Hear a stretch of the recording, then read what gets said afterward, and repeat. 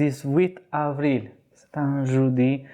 Et dans un moment de silence, je vous invite à prier aux intentions du Père François, de notre évêque Guy Boulanger et puis de tous les prêtres religieux.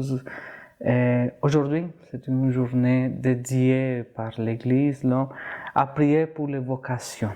On va prier que le Seigneur suscite de nouvelles vocations et que donne le courage à tous ceux qui déjà sont en chemin.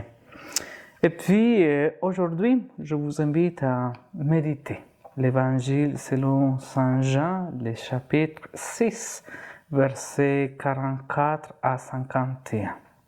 Le Seigneur soit avec vous et avec votre esprit. Évangile de Jésus-Christ selon Saint Jean.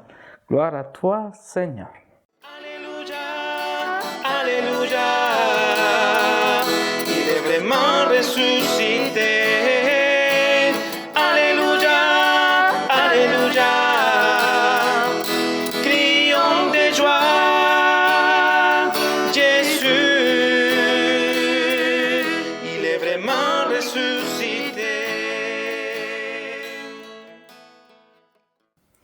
En ce temps-là, Jésus disait aux foules, « Personne ne peut venir à moi si le Père qui m'a envoyé ne l'attire, et moi, je le ressusciterai au dernier jour. » Il est écrit dans les prophètes, « Ils seront tous instruits par Dieu lui-même. Quiconque a attendu le Père et reçu son enseignement vient à moi. Certes, personne n'a jamais vu le Père sinon celui qui vient de Dieu. Celui-là seul a vu le Père. Amen, amen, je vous le déclare. Il y a la vie éternelle. Celui qui croit, moi, je suis le pain de la vie. Au désert, vos pères ont mangé la manne et ils sont morts. Mais le pain qui descend du ciel est tel que celui qui en mange ne mourra pas. Moi, je suis le pain vivant, qui est descendu du ciel.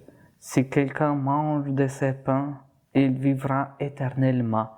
Le pain que je donnerai, c'est ma chair donnée pour la vie du monde. Acclamons la parole de Dieu. Louange à toi, Seigneur Jésus.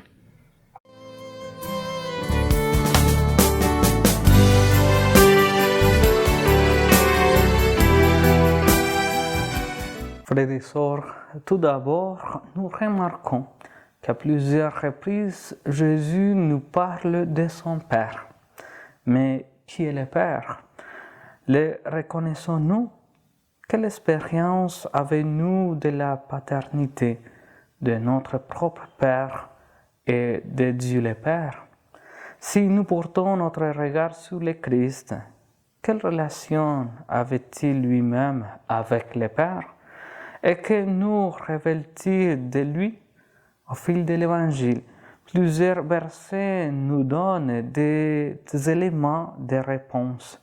Les premières paroles de Jésus dans l'Évangile, lorsqu'il est retrouvé au temple, sont pour son Père.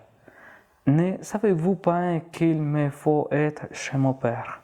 Plus tard, dans sa vie publique, Jésus nous apprendra à prier en disant « Abba, notre Père ».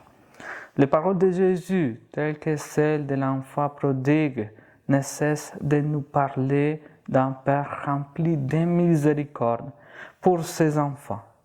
Au moment de son agonie, Jésus se tourne vers son Père en lui demandant d'éloigner le calice, mais en s'unissant à sa volonté. Et les dernières paroles de Jésus sous la croix sont encore pour son Père, entre les mains duquel il remet son esprit. Nous pouvons ainsi dire que Jésus s'est toujours su et senti fils du Père. Il n'a jamais douté ni de son identité de fils, ni de celle du Père, avec lequel il avait une relation de confiance et d'amour filial. Connaissons-nous Dieu comme ce Père qui aimant dont le Christ nous parle? Car aujourd'hui, Il nous invite à poser notre regard sur lui et à renouveler notre conscience d'enfant de Dieu infiniment aimé de lui. Il y a moyen de le faire, c'est en participant de l'Eucharistie, parce que c'est là qu'on prend vraiment le pain vivant du ciel. Amen.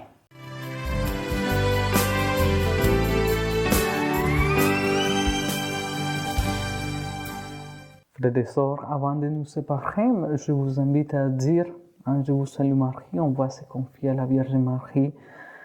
Et puis, comme elle avait dit oui à la volonté de Dieu le Père, qui nous permet aussi de dire oui à la parole du Seigneur, oui à son évangile et aussi à sa volonté.